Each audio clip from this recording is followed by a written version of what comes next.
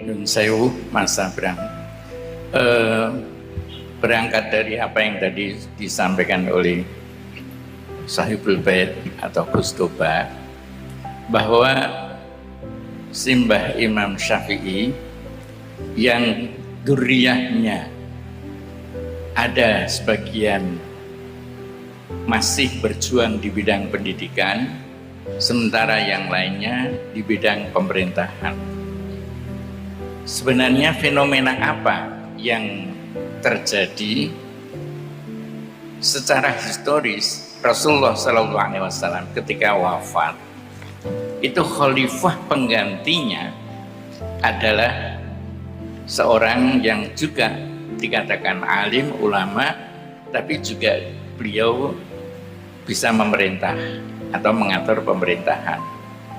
Demikian juga di dalam sejarah Wali Songo yang di situ kemudian melahirkan Raden Patah sebagai sultan, tetapi juga seorang ulama, seorang wali. Sampai kemudian ke Keraton Mataram.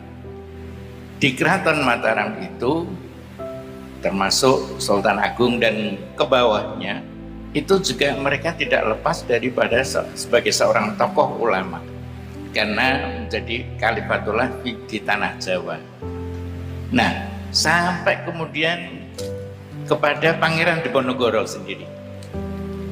Kalau panglimanya saja ada orang-orang seperti Mbah Imam Syafi'i ya, yang ada di sini, kemudian Mbah Dalhar yang ada di Gunung Pring, dan yang lain-lain masih banyak. Itu panglima-panglima di daerah yang keulamaannya tidak bisa disangsikan, betul-betul dia ulama. Nah, kemudian kenapa dari keraton yang menyatu keilmuan ulama dan pemerintahannya bisa kemudian berpisah antara priyayi dan kiai? Konon sebenarnya adalah satu, kok kemudian bisa terpisah kiai dan priyayi. Nah, kemudian jalur sampai ke bawah, priyayi seakan-akan orang yang tidak kenal agama, sementara kiai adalah orang yang menggeluti agama. Nah, ini sebenarnya fenomena dari mana kejadian seperti ini, dan bagaimana menurut Mas Abraham? Terima kasih. Bismillahirrahmanirrahim, saya akan mencoba merespon. Ini jawabannya akan agak mundur sedikit agar kita bisa melihat konteksnya. Sepemahaman saya begini, untuk sebuah peradaban itu bisa maju, itu dibutuhkan yang namanya kestabilan. Untuk terjadi kestabilan dalam masyarakat, dibutuhkan sebuah kepercayaan yang mengatur semua masyarakatnya. Jadi ada sistem yang di atas semua masyarakatnya. Kita bisa lihat evolusinya. Dulu raja dianggap sebagai kalimat raja dianggap di atas manusia, sehingga semuanya patuh kepada raja. Itu terjadi kestabilan. Tapi kemudian runtuh ketika rajanya tidak lagi bisa dipercaya.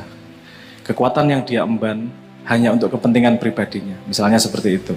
Ketika itu sudah tidak dipercaya, kemudian dibutuhkan payung lagi yang baru. Payung berikutnya adalah payung agama.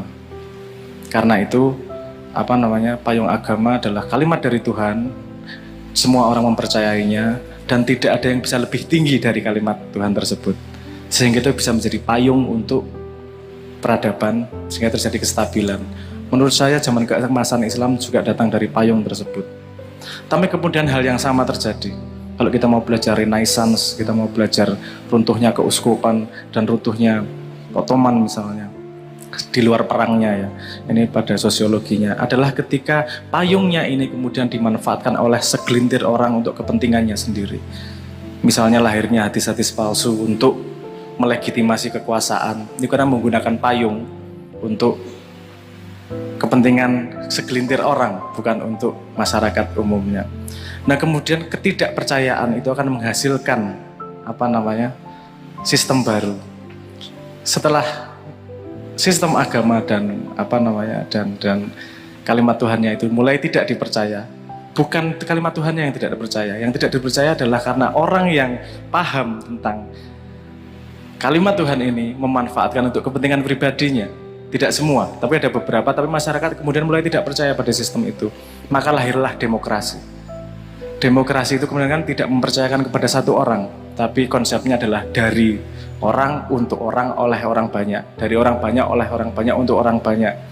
Payungnya kemudian disebut sebagai payung hukum. Ketika ada payung hukum, sudah nggak penting yang namanya orang soleh atau orang pinter atau gimana, yang penting tidak melanggar hukum, jadinya gitu. Makanya kalau mau melihat statistik, misalnya kalau di Amerika itu 60% dari senat adalah pengacara, karena mereka yang paling paham hukum dan paling bisa memanfaatkan hukum. Di Indonesia 53% adalah pengusaha, karena mereka bisa membeli hukum. Mohon maaf. Mohon maaf.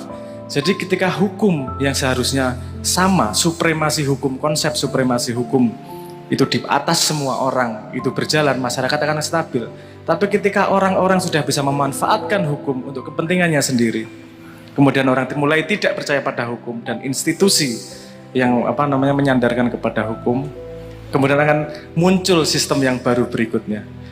Mohon maaf, ini kita sedang mengalami zaman itu. Karena seluruh dunia sedang tidak percaya sama yang namanya hukum. Kalau anak-anak muda ini mumpung santri, kudu ngerti gue. Sekarang muncul yang namanya blockchain, yang namanya kripto. Itu adalah respon terhadap ketidakpercayaan kepada sistem perbankan, kepada sistem negara, kepada sistem yang lain itu tidak percaya sehingga melahirkan yang namanya blockchain. Itu jadi hipotesa terhadap peradaban berikutnya. Nah ini yang jadi korban biasanya yang sungguh-sungguh. Ketika hukum naik, yang sungguh-sungguh orang pandai, alim ulama, hukumnya tidak berdasar hukum manusia, ikutnya hukum Tuhan. Dan hukum Tuhan tidak diakui di sistem yang baru tersebut, karena sistem yang baru lebih menghargai hukum undang-undang yang dibuat oleh DPR yang entah IQ-nya berapa. Tapi karena sistemnya seperti itu sehingga terjadi pergeseran. Menurut saya pergeseran itu terjadi memang karena perkembangan zamannya seperti itu. Apalagi di dunia modern ini, di sosial media kita paham sendiri, tidak hanya alim ulama, semua pakar sekarang sudah mati di sosial media. Mau pinter, mau pakar kesehatan, mau pakar ekonomi, ngomong sedikit kalah sama yang namanya buzzer, dihabisin. Karena semua orang ngomong, dan kebanyakan manusia tidak tahu, tapi berani ngomong. Justru karena dia tidak tahu, makanya mantap ngomongnya, karena tidak tahu dirinya, nggak tahu gitu. Jadi pahamnya dia yang paling pinter. Nah itu terjadi mayoritas di sosial media, membuat keadaan menjadi agak goyah. Ini sedunia mengalami itu sekarang. Nah, menurut saya analisisnya seperti itu, karena pergantian payung tersebut. Ketika payungnya masih kalimat Tuhan, alim ulama itu bisa menjadi pemegang kekuasaan sekaligus. Tapi ketika payungnya berubah menjadi hukum, keilmuan tidak lagi berhubungan dengan payung tersebut. Mohon maaf kalau tidak jelas pemahaman saya, analisisnya seperti itu.